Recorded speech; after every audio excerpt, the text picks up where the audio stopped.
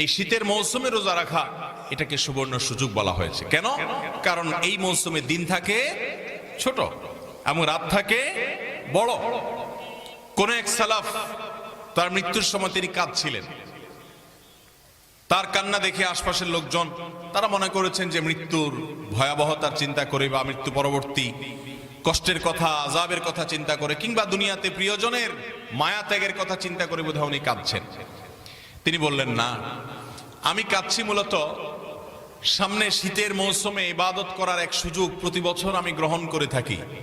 আমার মৃত্যু হয়ে গেলে শীতের মৌসুমে ইবাদতের এই সুযোগ থেকে আমি মাহরুম বঞ্চিত থাকব, সেজন্য আমি কান্না করছি। মোহতারাম হাজরিন, এই জন্য শীতের মৌসুম উপলক্ষে অন্যতম একটা আমল হলো দিনের বেলায় নফল রোজা রাখা।